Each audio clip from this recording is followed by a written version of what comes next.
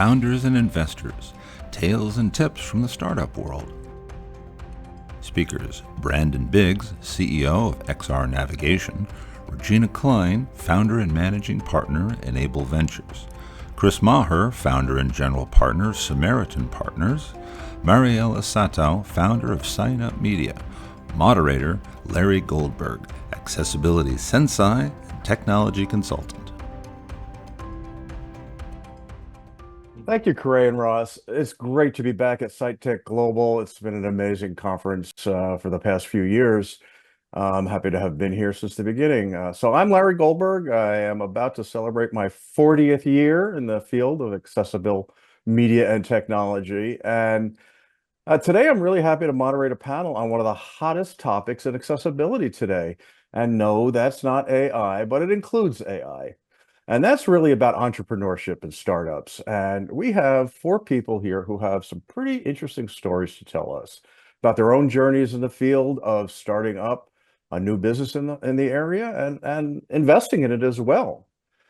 So we're going to get right into it and hear the stories of these founders and investors. And we'll start right out by each of you just saying your name, introducing yourselves, and then I'm going to come back to you and ask for you to begin your story. So let's start with Mariela. Hi, my name is Mariela Sato, and I'm the founder of Sign Up Media. Brandon. My name is Brandon Biggs, and I am the CEO of XR Navigation. Chris. Hi, I'm Chris Marr, founder and general partner at Samaritan Partners. And Gina. Hi, I'm Gina Klein. I'm founder and managing partner at Enable Ventures. What a collection. I'm really sorry we can't all be in the same room anyway, but virtually now we're going to hear some of the stories of both the startups and the investors. And we're going to start with Mariela. Take a few minutes. Tell us your founder story, your origin story, and where you're at today. Yeah, thanks, Larry. So I started learning American Sign Language about 4 years ago. My mum is hard of hearing and my grandmother's deaf, but neither of them ever learned how to sign. So with COVID, my high school shut down and I enrolled in ASL classes. I immediately fell in love with the language, started learning about deaf culture and just speaking to members of the deaf community. And it really surprised me to find that closed captions kind of weren't one size fits all and weren't the gold standard of accessibility that people thought they were. So I realized the need for sign language access, whether that's for deaf kids who can't read yet or can't read fast enough to keep up, or just deaf adults who want to watch something in their native language. So the solution was Sign Up, and we're a Google Chrome extension that overlays a sign language interpreter on streaming platforms. So with our launch, we interpreted 3 movies on Disney Plus in American Sign Language, and overnight we had 20,000 downloads and an article in Variety, which really shocked me because it was truly just kind of a high school passion project. From there, I decided to kind of grow it into a viable business. And I took a gap year to raise a pre-seed of $1 million and find a management team to help me run it while I started college. And I'm in my second year at Stanford right now. And kind of since then, we focused on scaling. We've launched a lot more content. We have over 300 hours. We launched in the UK with British Sign Language and most recently India with Indian Sign Language. And we're kind of in the pilot stages with the streamers trying to integrate as well as looking at kind of a broader AI and tech strategy too. Thanks, Mariela. And for transparency purposes, I should say I am one of Mariela's advisors. Not that I'm giving anyone any benefit of the doubt here today. So it's a small field and we do all know each other pretty well. But Brandon, you and I have just meeting for the first time recently. So why don't you tell us where you're coming from? Yeah, 100%. So I want you to close your eyes and imagine that you're walking to class on the first day and you get an email that says the building your class is in has changed. If you're sighted, it takes you about 2 minutes to pull up the campus map and navigate to the new location. But if you're blind, that campus map is blank. If this was an emergency and you were looking at an evacuation map, you would be dead. None of the Google Maps, Apple Maps, Esri Maps, or any of the other geographic maps are accessible to blind, keyboard only, or low vision users, which is against the law. To kind of put this into perspective, able-bodied people view around 300 maps a year. Contrast that with blind people who view less than one. This massive gap is personal for us. Both my co-founder Chris and I are blind, and I started researching about how to make maps accessible to blind users in around 2017 as part of my Inclusive Design Master's program. In 2019, I joined the Smith-Catawba Eye Research Institute, where we received funding from the National Institutes of Health, the National Institute on Disability, Independent Living, and Rehabilitation Research, and other funding agencies to continue researching how to make maps accessible to blind users. And we're talking about digital maps, not tactile maps. In 2021, I began my PhD researching non-visual digital maps at Georgia Tech. And in 2020, so going back just a little bit, we started XR Navigation. And the reason why we started it is because people were asking for inclusive maps that they could put on their websites or in their spaces. And so we needed a way to sell the maps.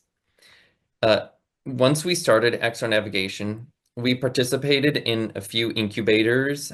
So one was from the Impact Center. We also received a small business research grant from the National Institutes of Health, and we participated in a few accelerators, such as the Remarkable Accelerator and CreateX from Georgia Tech. We also raised a pre-seed round from both Gina and the Remarkable Accelerator team. We won some pitch competitions, and that also gave us some funding. And we personally put some funds into the business, and then also now we're raising a seed round. So early on, we decided that grants would be our primary funding mechanism, although they're extremely hard to get. They're non-dilutive, which makes them kind of the primary reason why we would want to get them. So to kind of give a little bit of reality check here, we applied 6 times and received 1 grant. So we keep applying and keep getting rejected. So one of these days, the statistics should be in our favor to get another grant. So that's kind of been our preferable way of getting funding for the company. To give kind of an idea of what our product is, we build Audium, which is the world's first inclusive digital map viewer and editor. The visual experience is what you would expect from a map, except it allows low vision users to zoom in up to 200% without squashing interface elements, make the border width of features thicker so they can see them, switch between using patterns and colors if you're colorblind, and use the interface completely with a keyboard. Our patented non-visual experience is very similar to a video game where users hear the name and sound of objects as they move a character over them. For example, Fillmore Street in a concrete footstep. Audium can either supplement or completely replace existing digital map tools. Our clients include the National Federation of the Blind, CSUN, and NASA JPL. Our vision is that every map is accessible to anyone, and we're building the platform to make that happen. If you're blind and you want to view a map, or if you own a map, please contact us to make that map accessible. So that's been kind of our story. Thank you. Thanks, Brandon. And you've touched on a number of areas we're going to get into deeper in a little while. And of course, one of them is funding resources. I really appreciate you spelled out NIDLR. Thank you so much for that federal agency. And to help spell it out, Audium is AUDIOM. And we'll be posting all of these resources on the SciTech Global website so people can follow along. Really appreciate that. Also, we're gearing this presentation for people of all different experiences. So I'll come back to you in a little bit, or probably Regina or Chris can talk about what non-dilutive funding is, because you did bring that up, but we'll get to that in a minute. Now, Chris and Gina, you just heard a couple of pitches. You've probably heard them before. You hear a lot of pitches. So why don't you tell us how you've gotten it? We'll start with Chris, how you've gotten into this field, and then we'll get into what you thought about these particular. Sure. Hi, everybody. Chris Marr, Samaritan Partners again. I launched Samaritan Partners in the summer of 2023. It's a public benefit venture capital fund. The genesis for starting the fund has to do with a couple aspects of my background. So I spent the last 25 years as an operator and leader across a variety of VC-backed small to mid-sized companies. And in parallel to that, for the last 20 years, my wife and I have raised two beautiful daughters, both of whom live with disabilities. My youngest daughter, who's 18, was born with developmental and intellectual disabilities, and my oldest daughter, who's a senior in college, was born with a physical disability. And so for me, it was the kind of impetus for starting Samaritan Partners was really about bringing two things together that I'm very passionate about, one of which is early stage entrepreneurship, and the other is helping people. And so the focus of the fund is intentional. I've set it up as a public benefit venture fund, which means it has a stated public good, which really means it has a stated public good or socially good investment focus or thesis. And that the definition of that is early stage for-profit companies that are providing products and services to and/or creating employment opportunities for people in the disability community. Part of the reason of setting it up that way is it just creates what we believe is really nice alignment across all the key stakeholders. Our fund, our investors, and the communities or the companies we invest in, and ultimately the communities that we aim to serve. And so we're investing in pre-seed through Series A so far. We'll reserve capital for follow-on investment as portfolio companies grow, and it's broadly across disability, not focusing on any one area. To give you an example of that, a few of the investments so far, Be My Eyes, which is serving the blind, low vision community, Sign Speak, which is serving the deaf and hard of hearing community. Wheel the World is an accessible travel company. And then on the employment side, Making Space, which is an inclusive employment platform connecting enterprise and corporates to disabled talent. And I'm very happy to say that we are co-investors alongside Gina Enable Ventures on several of those. So why don't I leave it at that, Larry, for now? Thank you, Chris. As I said, it is a tight community and so mutually supportive. It's incredible. Gina and I have been talking for a few years now, and I'm constantly sending her some interesting leads and contacts and vice versa. So it's really mutually supportive. So Gina, tell us where you're coming from and what you're up to. Yeah, and I love being on a panel with such bright stars. And so I'm really happy to be in good company here. But like Chris, I'm really focused in leading an effort, and I think Chris is part of this, we're all part of this, which is to move more capital into tools that are designed from the beginning to be more inclusive, accessible, and that will be designed with purpose to drive equity in closing disability wealth gaps. I am the founder of Enable Ventures. The story started for me many years before bringing a venture capital firm to the market. I was a disability rights attorney for about 15 years.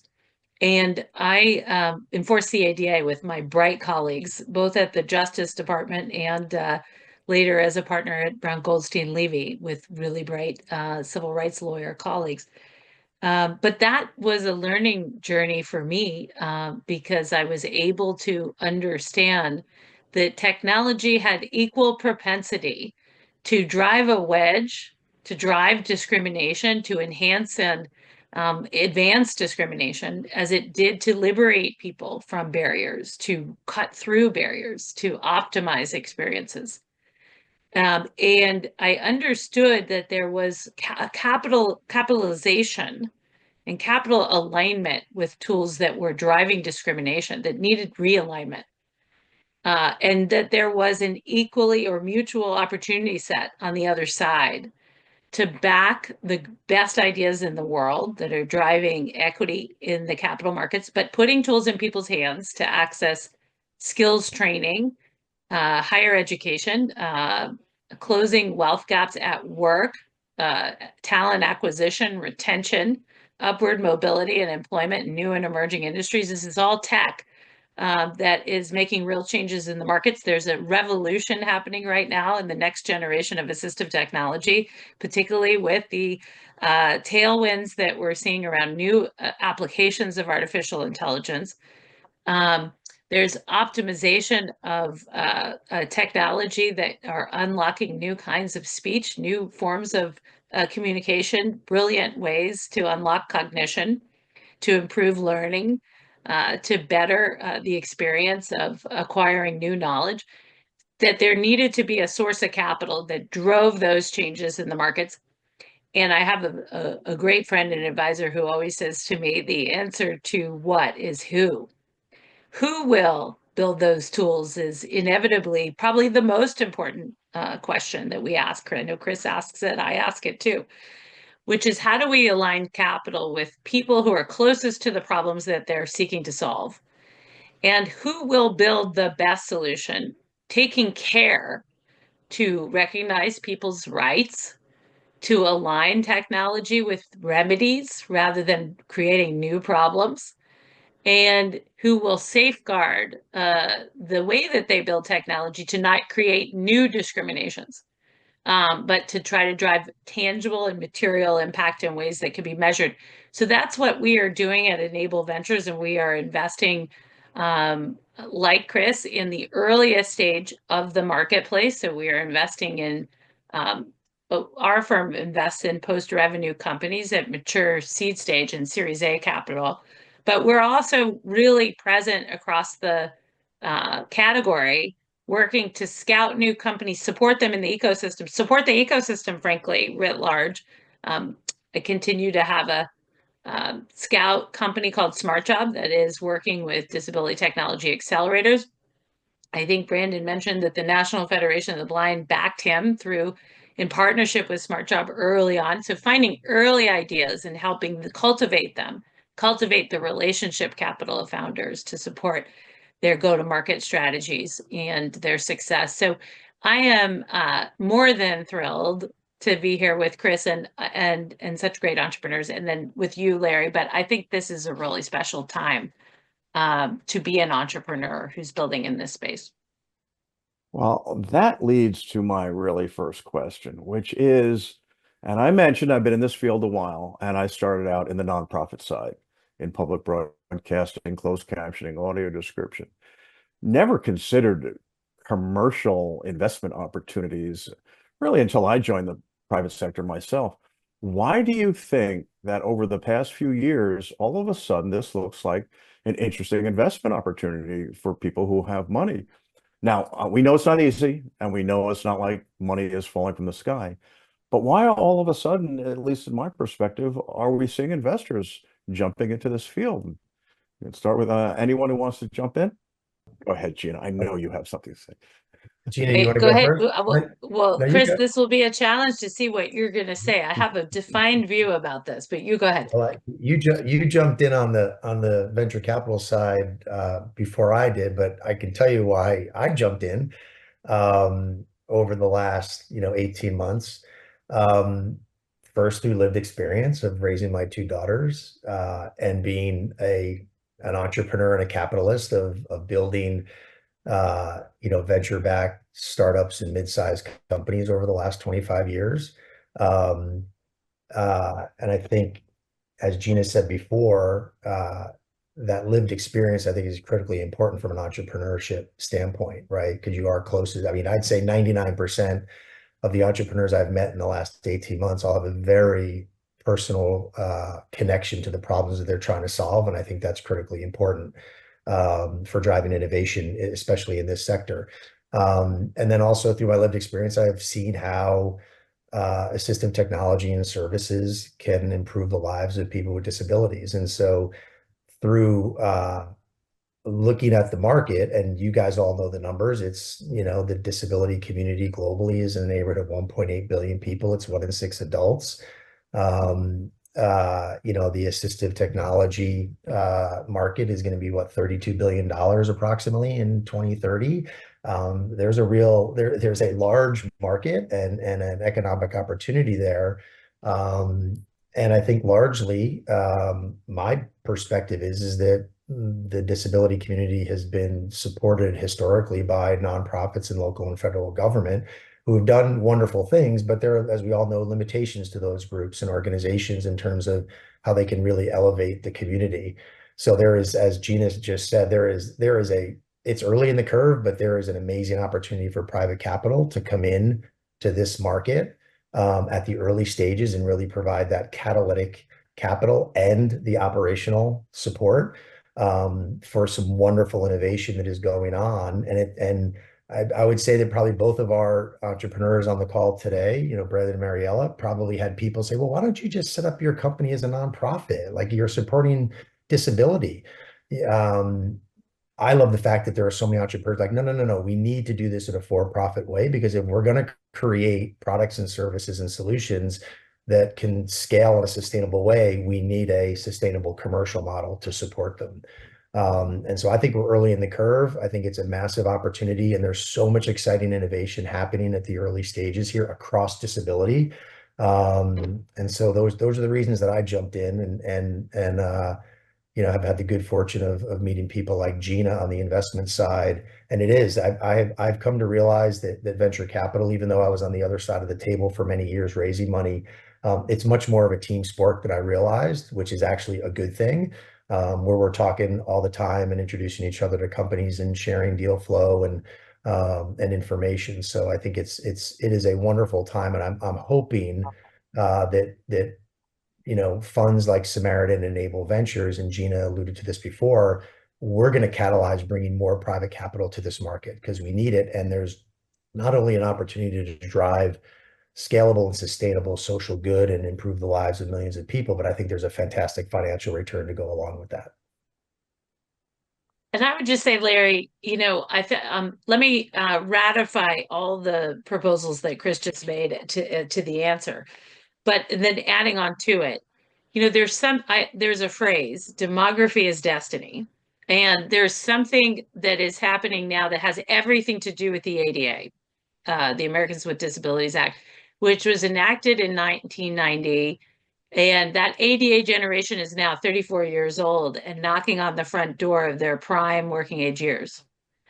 And the demand cycle from the consumer demand, from worker demand for inclusive, radical inclusive, accessible tech, from institutions of higher ed that are saying we need to get it right. We need to get it right because folks are not standing by and waiting for us to get it right. They're paying with their time and attention and financing to access institutions of higher education. They deserve, as a matter of legal right, but the integrity of our institutions of higher ed, full access to equitable tools. I mean, when Brandon's talking about maps, you think about what have we not taught in institutions of higher education because we didn't provide it graphically in an accessible format.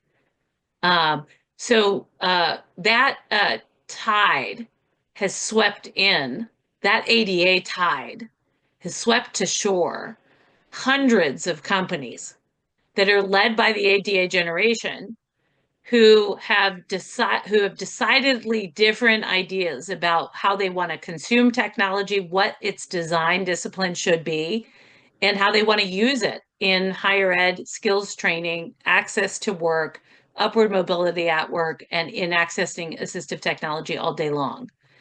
And it has this really special component to what folks are building. And that is that the product itself has the ability to allow disability to lead, not just as point solutions in a disability lane, but to optimize a work tech lane or an ed tech lane or a health tech lane.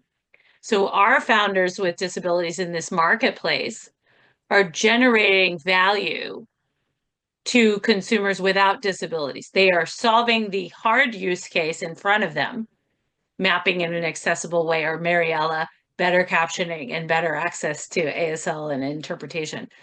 But they are also conveying value to the individuals who might not be deaf, Mariella, but who like captioning nevertheless, or branded individuals who have people in their families who are optimized by accessible mapping. So improving the whole experience of the group. And so I think what is really a factor at play as to why venture capital sees value in that is that there's ability to remove what were seemingly insurmountable barriers before with tech-enabled solutions, driven by the ethics and the values of people who hold these issues in a personal light, lived experience being baked right into the product design, but with an interest and an interest towards an all of community reach and all of society value creation that's being delivered. And so I think those ideas that are inherently scalable require a kind of capital that's aligned with scale. And so the other thing is that the tail often wags the dog, that there is capital now at the table. There are more founders aspiring to the marketplace because it is now deemed investable. So both things can be true, but it's a very, very exciting time. For sure, for sure. So the energy kind of creates more energy. Money makes money. I want to go to Mariella for a second, and I know you've pitched many, many investors and got plenty of no's. But for those who said yes, what was it, do you think, those investors, why did they jump in into sign up? What was it that convinced them? Yeah, I think that's a great question. I would say for our main investor who kind of contributed around half of our million pre-seed, it was the personal connection. He grew up with a deaf brother, so he just kind of completely understood sign up from the very beginning. An issue I often have when pitching is people don't see the point in sign up. Closed captions are everywhere. And, why do you need sign language? But for, our main investor, he just understood it straight away, which was, amazing. And we kind of signed the deal straight away. I think a big learning curve for me at the beginning with fundraising was kind of learning that sometimes you do have to turn down funding if it's not the right fit, which seems kind of counterintuitive, especially for an early stage startup who is kind of really desperate for money sometimes. I think just finding people who had a personal connection or who had kind of an empathy and willingness to learn about why an accessibility solution kind of is necessary is kind of the experience we've had with sign up. Something all of our investors have in common are kind of an understanding of sign language access despite closed captioning existing. Yeah, so you're talking about some really high empathy, higher level thinking. Not just the money, but also the money. Brandon, you have some private investment, right? Not just federal grants. So what got you to yes on those? Well, a lot of trial and error, but basically it's trying to tell a story that is short enough and understandable enough, and even you might be dramatizing it just a little bit, but it's really important to communicate what the value is that you're bringing to people. And it's super hard to tell that story, especially if your technology is super complicated and really hard to describe. So one thing that we've done for people, like trying to raise seed rounds with investors and communicating with potential customers is do videos that are really communicative in a very short amount of time. And we've spent an inordinate amount of time trying to optimize both our descriptions of our technology and the videos that demonstrate it in our interactive demo that's on our website that you can go in and try out our product. And that's how we really communicate our value proposition to people, which is why we exist and the value we bring to people. But unfortunately on grants you can't do the videos very well. So some of them you can submit videos, which we do. But it's really just trying to craft that narrative. Well, let's hear a little bit about grants. It is tough. It is a hard road. I don't know, you say harder than getting private money, but at least once you win it, you own it for some period of years. So if you could give us an example of one of the grants that you have received and what it took to win it. Grants are extremely frustrating. I would say they're harder to raise than capital because there's this really long period between when you submit that grant and when you actually get any feedback on that grant. So to give an example, we submitted a grant on September 5th, 2024. We're not going to hear about that, like any of the possible like feedback on that grant until December 15, and then we won't actually get funded until April. So if you're desperate for cash, grants are not the way to go because they take a really long time. On top of that, the grant period for like the National Institutes of Health, which is what we work on, there's 3 times throughout the year that you have to apply for that grant. And so it's September, January 5th, and April 5th.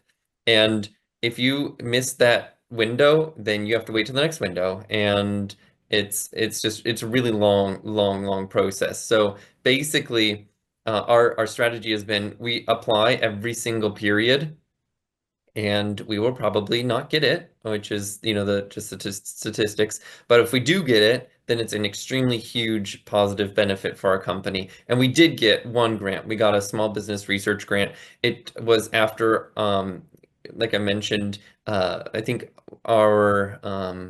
I think we got it on our fourth or fifth time of submitting. 6 times we've submitted again after that to try and get another small business research grant, and we didn't get it. And so now, we're continuing that process. But that's kind of been our experience. Similar experiences with other types of grant mechanisms. I joined the Smith-Catawba Eye Research Institute, which is a research institute, and for some technology like ours, where there is a lot of research that needs to be done before it's actually commercializable, I was very lucky to join that type of environment where research is being done. Universities also have similar labs where their whole entire funding mechanism are grants. And if you partner with a university and a lab, then they will know how to apply for, National Science Foundation grants or National Institutes of Health grants or NIDLR grants to try and continue doing research. And so that's where I would recommend, if you're not getting your PhD, you're not part of that academic community, to partner with. Right. Right. Well, like in everything else in this field, persistence and resilience is key. And people like you and Mariella demonstrate that all the time. Now, Chris and Gina, I'm going to come to you now for some real solid basic advice for people who are just starting out in terms of getting going. I think our audience is going to consist of a lot of folks who want to launch something, got a great idea. So what's your advice? What are you going to tell them when they're just getting started? We'll start with Chris. Thanks, Larry. I think you got to be ready for a roller coaster of a ride and to manage your emotions and not get too high when it's going well and not get too low when you have those tough days. You have to try to keep that even keel, and the more you can do that, I think the better you'll handle that journey. I think you also have to be ready, willing, and able to get more done with less. And I think most entrepreneurs that have done startups come to realize that very quickly. And I think the successful ones figure out how to get a lot done with very little capital and/or people resources. And I think that's a good thing, because if you can do it at that earlier stage, then when it comes time to scale, you can move quickly and do it in a very efficient way. I don't say I worry, but I think a lot of times when those startups that are super sexy and get a lot of money quickly before they've actually really started building, then go and just spend, and don't really get into the good habits of how to build in a operationally efficient and cost-effective way.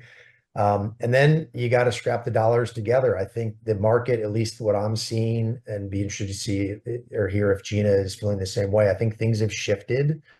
I think a lot of more traditional VCs who typically have come in pre-revenue, or maybe even pre-product, just a great idea, and you got wireframes and you're raising money to build that MVP, the minimal viable product, or you've got a product and you need to raise the money to go to market and get your first paying customers.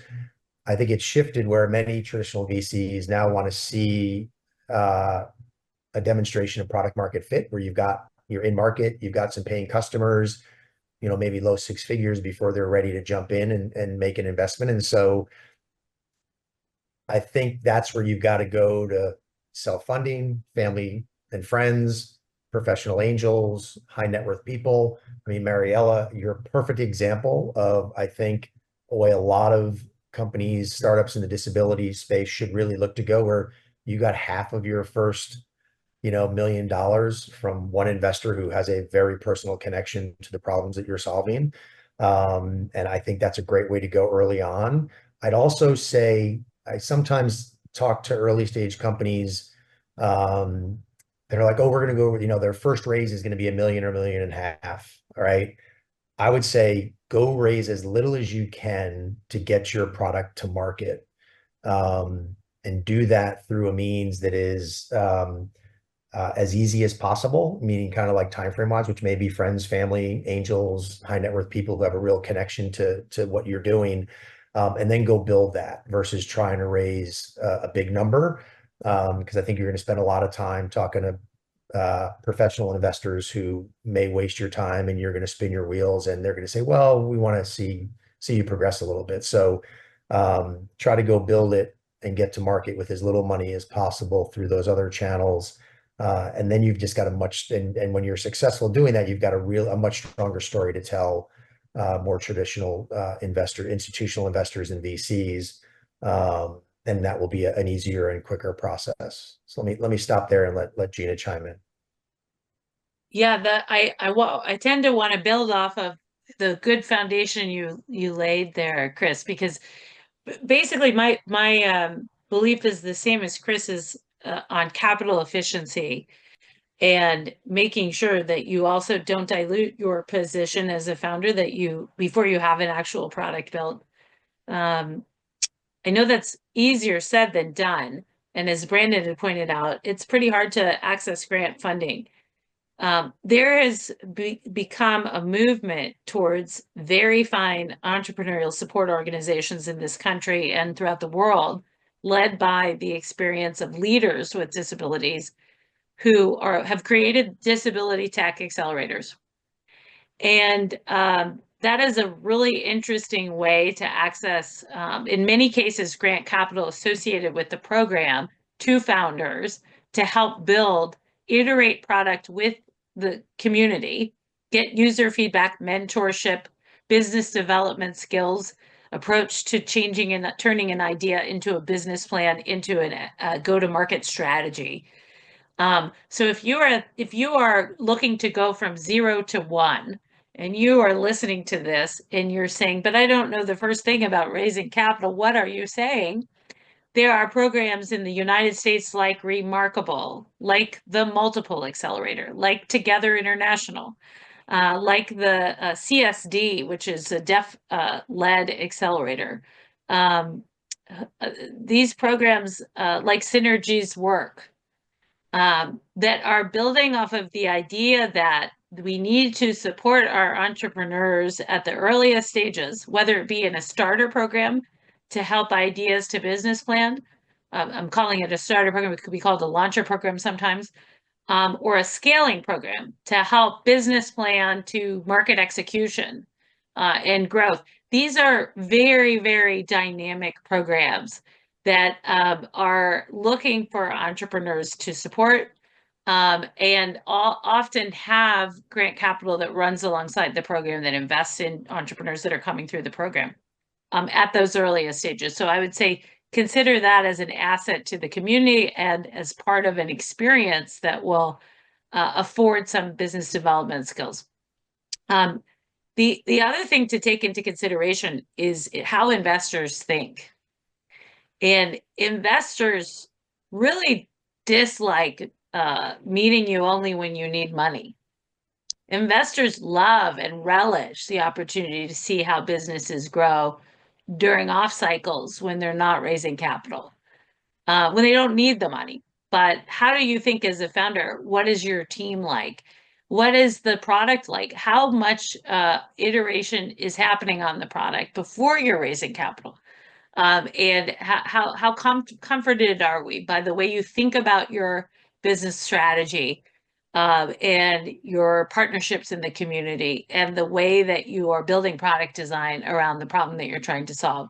So I would really encourage those that are listening to be unafraid of opening dialogues, even if you're too early, even if you are not raising a financing round, to allow the investors in this network and in this ecosystem to know what you're building and be able to follow along your journey, which is really exciting because every entrepreneur has a veritable movie that they're in, that they're the protagonist of, and that we all would like to take a glimpse into from time to time to see what's happening with businesses. So I'd really encourage people to be in touch through LinkedIn, through any way, and let us know what's happening.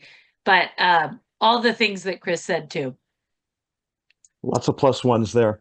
In a minute, we're going to give our founders the closing words, but that was tremendous advice there. There's a few $1 million right there in advice. We will be posting all of these links to both the contact information for all the folks here today, as well as accelerators and government grant opportunities. So that will all be part of what SciTech Global will provide. I'm looking for just one final good news story from Mariella and Brandon. We know how hard things can be, so give us a closing good news story, because it's all about these stories that work so well. Mariella, let's start with you. Yeah, I love that question. A moment that sticks out to me was my mom coming to wake me up at 4 a.m. one morning, telling me that I had gotten on the Forbes 30 under 30 list. I think I'll remember that forever. And yeah, being a founder is really hard, but moments like that where you get kind of a bit of recognition makes it all worth it. Yeah. I believe you were under 20 when you got that, actually. You need a new list, really. Yeah. I'm looking for 65 over 65, but Brandon, you got a good way to close us out? Yeah, similar.